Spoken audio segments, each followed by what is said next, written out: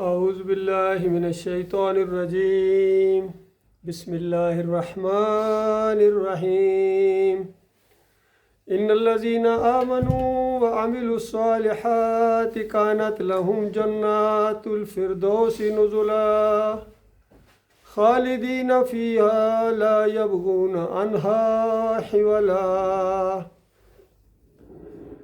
یہ سورہ الکہف کے آخری رکوع کی آیات ہیں۔ اس سے پہلے درس کے اندر اسی سورہ کے حوالے سے بتایا گیا تھا کہ جن کا ایمان خراب ہوگا، عقیدے کے اندر خرابی ہوگی، اللہ کو چھوڑ کر اللہ کے بندوں کو وہ اپنا کارساز بنائیں، مشکل کشا بنائیں، داتا کہیں، دستگیر کہیں، حاجت روا کہیں، ان کی نظر و نیاز کریں، ان کے واسطے وسیلے دیں، ان کے آگے رکوع اور سجدے کریں، تو ایسے سارے لوگ جہنم کی آگ کا ایندھن بنیں گے اور خوفناک قسم کا عذاب ان کے لیے تیار ہے۔ یہ وہ لوگ ہیں جو دنیا داری اختیار کرتے ہیں، آخرت کی ان کو کوئی پرواہ نہیں ہے، اور بس ان کے سارے تعلقات جو ہیں یہ دنیا کی وجہ سے ہیں۔ یہ وہ لوگ ہیں جنہوں نے اللہ کی آیات کا انکار کیا، رسولوں کا مذاق اڑایا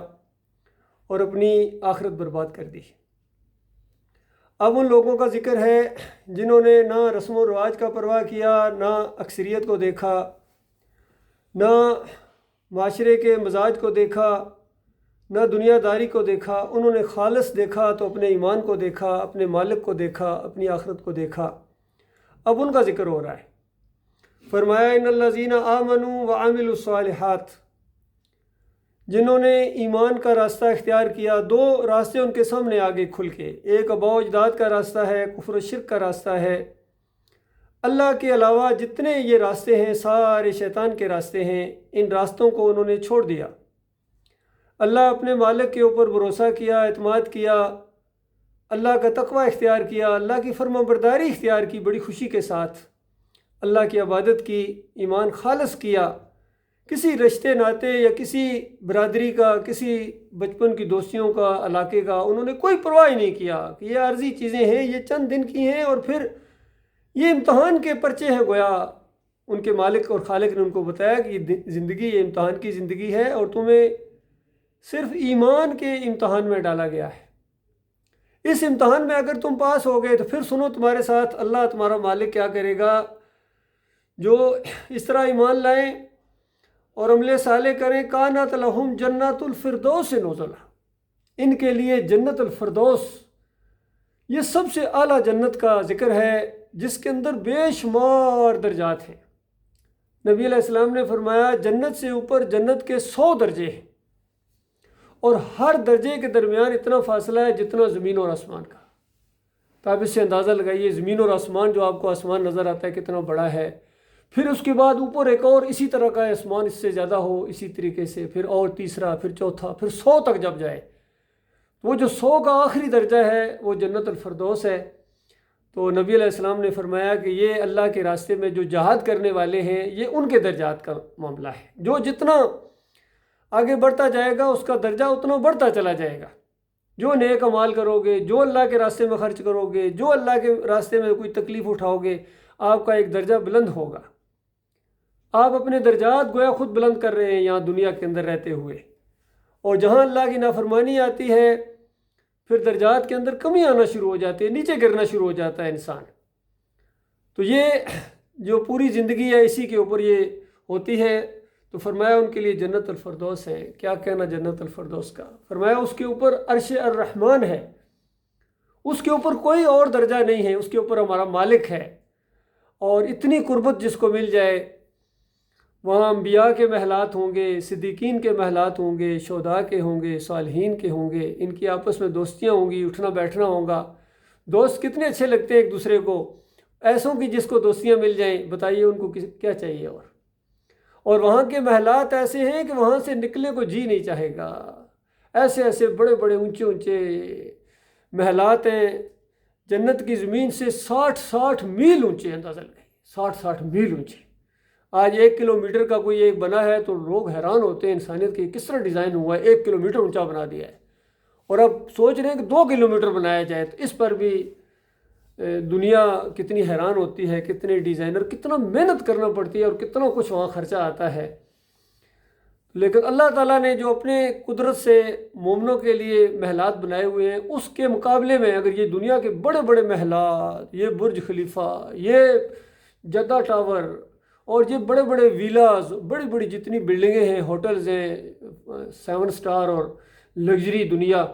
یہ اس جنت کے مقابلے میں یقین کیجئے بالکل کچرا محسوس ہوں گی، اور انسان حیران رہ جائے گا میں کن چیزوں کے لیے اپنی محنت کرتا رہا ہوں، اور اللہ تعالیٰ نے وہاں کتنا کچھ تیار کر کے رکھا ہوتا اپنے مومن بندوں کے لیے، اور مالک کا جو مطالبہ تھا وہ جس نے پورا نہیں کیا ہے وہ کس قدر وہاں خسارے میں ہوگا۔ تو بتایا گیا خالدین فیہا، ہمیشہ وہاں رہیں گے، اندازہ لگے ہمیشہ ہمیشہ کی زندگی وہاں ہوگی، غور کریں، کبھی بھی وہاں نکلے کو دل ہی نہیں کرے گا، خالد لا یبغون عنہا حوالا، وہاں سے نکلے کو جی نہیں چاہے گا، طرح طرح کے کھانے ہوں گے،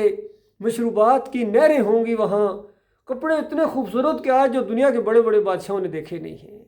ایسی ایسی خوشبوئیں جو دنیا کی کوئی خوشبو ان کا مقابلہ نہیں کر سکتی ہے، تصور نہیں کر سکتے، ایسی ایسی خوشبو، حد نگاہ تک پھیلے ہوئے باغیچے ہیں، اور وہاں آپ کا حکم چلے گا، اور حکم سے اگلی بات کہ مالک فرماتا ہے جو تمہارے جی کے اندر چاہے گا، غیر اختیاری طور پر کوئی جی میں بات آ جائے فوراً حاضر کر دی جائے گی، اور جو ذہن و گمان میں بھی نہ آئے وہ مالک اپنی طرف سے دے گا، اتنا کچھ دینے کا اللہ تعالیٰ نے وعدہ کیا ہوا ہے، اور پھر وہاں ہمیشہ رہیں گے، کبھی بیماری نہیں، کبھی کوئی تنگی پریشانی، یہ جو الفاظ ہیں یہ بالکل بے معنی ہو جائیں گے، وہاں ہر طرح کی عیش اور مالک کی رحمت اور شفقت ہوگی، اور پھر اس سے بھی اوپر ایک بات ہوگی، مالک کا دیدار ہوگا، انسان اپنے مومن اپنے مالک کو دیکھیں گے، اور پھر مالک کی طرف سے اعلان کر دیا جائے گا کہ میرے بندو آج کے بعد ہمیشہ ہمیشہ کے لیے میں تم سے کبھی ناراض نہیں ہوں گا، اس طرح خوشی کی وہاں بہاریں ہوں گی۔ فرمایا کل لو کان البحر مدادا لکلمات ربی، انسان کے ذہن میں آ سکتا ہے کہ اتنی بڑی بڑی چیزیں آخر کیا، مالک فرماتا ہے وہ تمہارا مالک ہے ہی ایسا کہ اس کی صفات، اس کی باتیں اگر تم لکھنے کے لیے یہ سمندر ہے، یہ روشنائی بن جائے، سیاہی بن جائے، اور ساری دنیا کے درخت ہیں یہ قلم بن جائیں، اور دوسری جگہ فرمایا کہ 7 سمندر اور ملا دیے جائیں، تو آپ کے رب کی باتیں ختم نہیں ہوں گی، وہ اتنی عظیم ہستی ہے، اتنا عظیم رب ہے، وہ سب کچھ کرنے کے اوپر پوری قدرت رکھتا ہے، لا نفد البحر قبل ان تنفد کلمات ربی،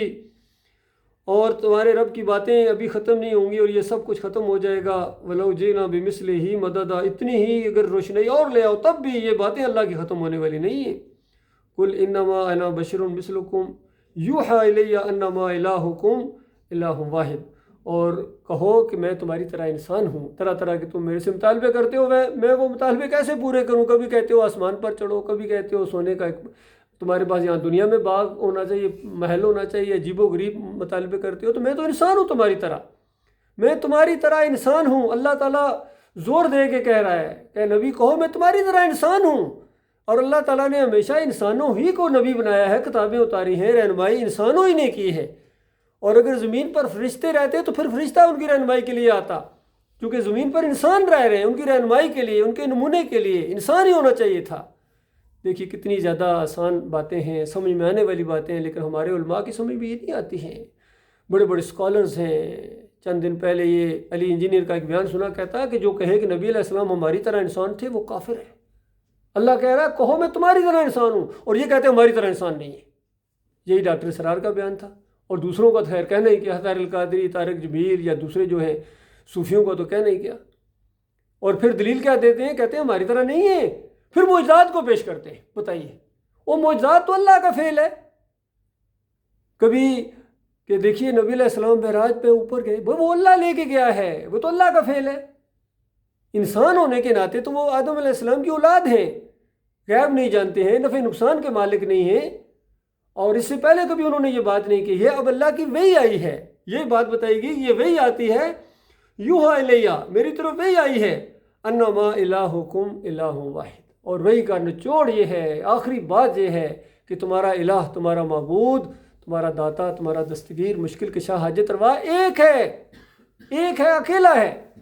جس طرح سورہ اخلاص کے اندر قل ہو اللہ احد، کہو وہ اللہ اکیلا ہے، میں جس کی عبادت کرتا ہوں میرا مالک ہے، وہ اکیلا ہے، ایک ہے، تم نے 1000 بنائے ہوئے ہیں، کسی کو داتا کہتے ہو، کسی کو دستگیر کہتے ہو، کسی کو مشکل کشا، حاجت روا، غریب نواز، تمہارے معبود ہیں 360 تم نے بیت اللہ کے اندر اور گرد و نواح میں رکھے ہیں۔ ہر قوم کے پہلی مشرک قوم گزری ہے، اس کے 5 دن پاک تھے، ود، سوا، یوس، یوک اور نصر۔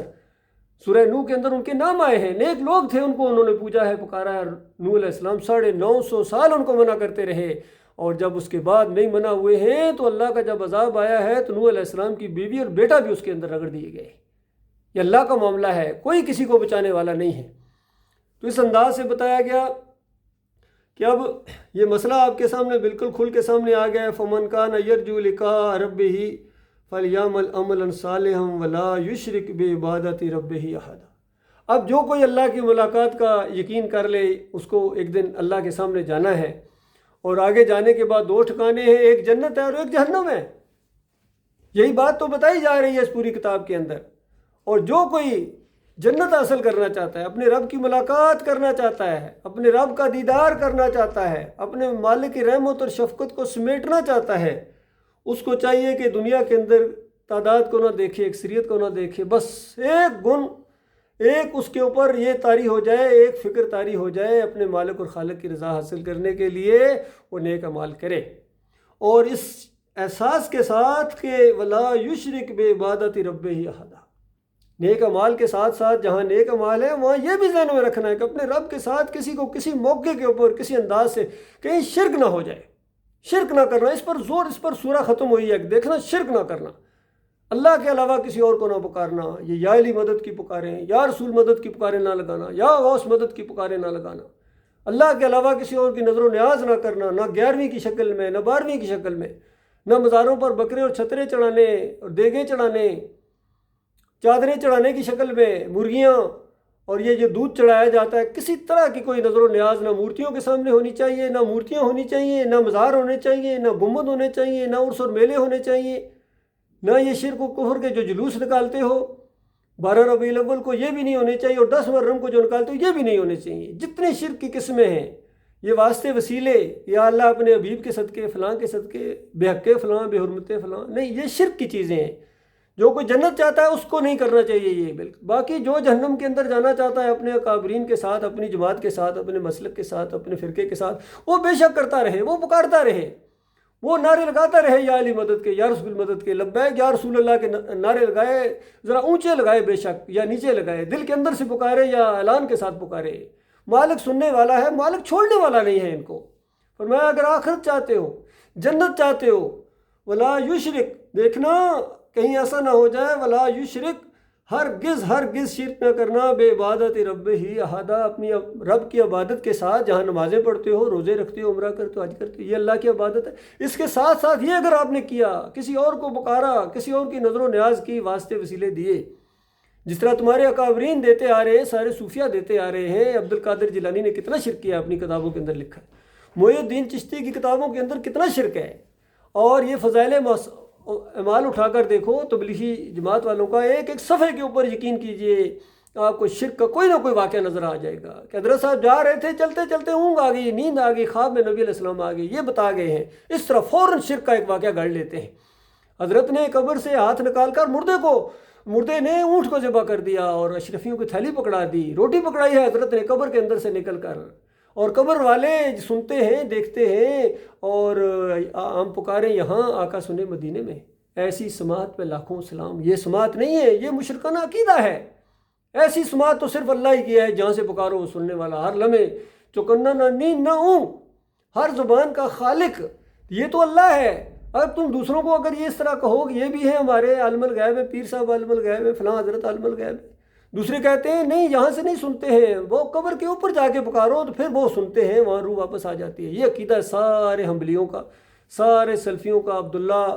بن عبد الوہاب جو ہیں یہ اسی عقیدے کو، عبداللہ بن باز یہی عقیدہ رکھتے ہیں، اور اسی طرح انہوں نے یہ پیش کیا ہے اپنی کتابوں کے اندر۔ سارے مانتے ہیں، توصیف الرحمان ہوں اور فضل الرحمان ہوں، یا جتنے بھی یہ ہیں سارے، کوئی سجدہ تعظیمی ثابت کر رہا ہے قرآن سے، کوئی وحدت الوجود ڈاکٹر اسرار ثابت کر رہے ہیں، اور سارے شرک اور کفر کو اکٹھا کر کے علی انجینئر صاحب کہتے ہیں جتنے یہ کافر مشرک ہیں یہ میں ان کو اپنا امام مانتا ہوں، ان کے پیچھے میں نمازیں پڑھتا ہوں، نمازیں قبول ہوتی ہیں۔ اندازہ لگائی، شرک اور کفر، گالی، اللہ کو گالی دینے کے بعد پھر اللہ کے ساتھ نمازیں پڑھنے والے، اللہ ان کی نمازیں قبول کرے گا؟ یہ امام تو کیا، یہ مقتدی بننے کے لائق نہیں ہے۔ تو اس انداز سے فرمایا کہ دیکھنا ہرگز شرک نہ کرنا. دیکھیے قرآن کتنا زور دے رہا ہے اس کے اوپر. اور نبی علیہ السلام دیکھیں فرمایا لا تشرک باللہ فإن قتلت حرقت. اللہ کے ساتھ شرک نہ کرنا، چاہے تمہیں قتل کر دیا جائے، چاہے تمہیں زندہ جلا دیا جائے. تھوڑی دنوں کی بات ہے، چند لمحوں کے معاملے میں اس آگ کو برداشت کر لینا. اس کے بعد مالک کی وہ بہاریں تمہارے حصے میں آئیں گی، جنت کے وہ دروازے تمہارے لیے اسی لمحے کھل جائیں گے. اللہ کے بندوں، یہ معاملہ ہے سمجھ کا، یہ معاملہ ہے ایمان کا، یہ معاملہ ہے عقیدے کا. اس لیے ہمارا ان فرقوں سے کوئی تعلق نہیں ہے. بالکل یقین کیجیے، بریلوی ہوں، دیوبندی، ہر ایک کے عقیدے کے اندر شرک ہے. وہ جماعت اسلامی ہو، وہ تنظیم اسلامی ہو، وہ جتنے بھی ہیں، یہ سارے یہ چیلنج ہے سب کو. ہمیشہ یہ کیا جا رہا، ابھی تک کوئی اس کا جواب نہیں دے سکا. ان کے عقیدے کے اندر خرابی ہے، اس وجہ سے ہم ان کے نماز جنازہ نہیں پڑھتے ہیں، اس وجہ سے ہم ان کے پیچھے نمازیں نہیں پڑھتے ہیں. قوم کے لوگوں کان کھول کر سن لو، اعتراض کرتے ہیں اچھا پھر یہ پھر نمازیں ان کے پیچھے کیسے؟ بھائی شرک کرنے والے پر نماز نہیں ہے اللہ کی طرف سے،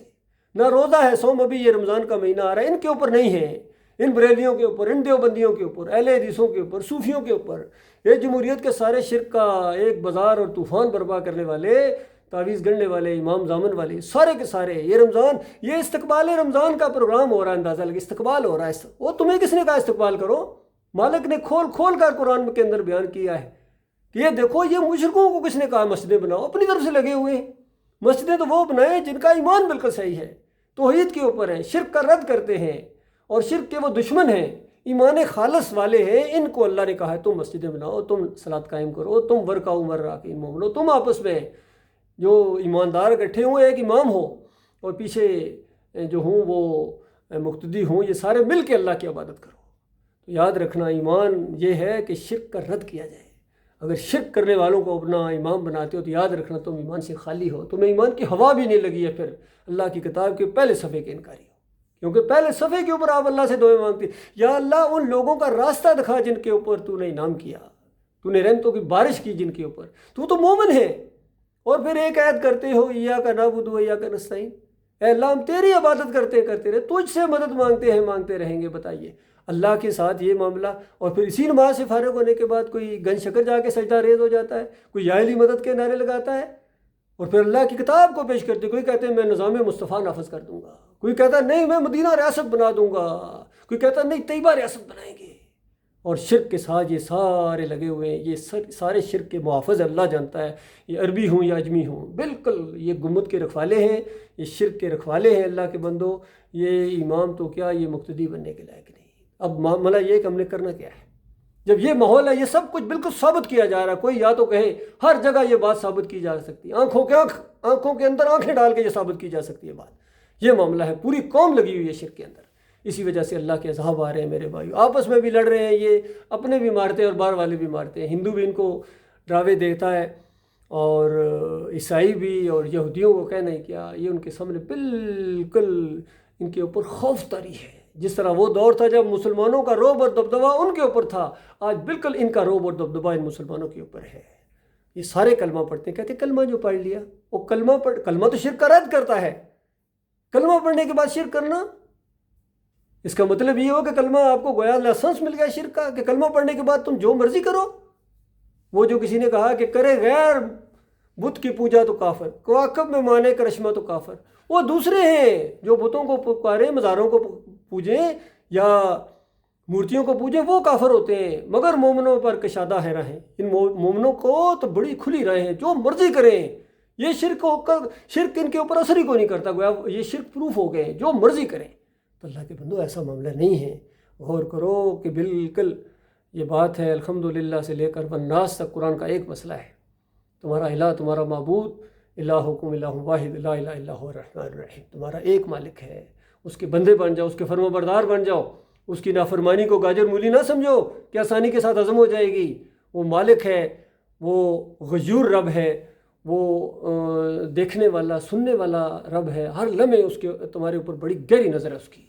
اور وہ نافرمانوں کو اور فرمانبرداروں کو ایک جیسا نہیں ڈیل کرے گا. فرمانبرداروں کے لیے اس نے اللہ تعالیٰ نے بڑے درجات بنا کے رکھے ہیں، اور نافرمانوں کے لیے جہنم کی آگ تیار کر کے رکھی ہوئی ہے. اللہ تعالیٰ سے دعا ہے مالک سے ایمانوں میں ایمان کی سمجھ اور ایمان کے تقاضے پورے کرنے کے اللہ تعالیٰ توفیق عطا فرمائے. وقولوا قولی ھذا استغفر اللہ لی ولکم ولسائر المسلمین.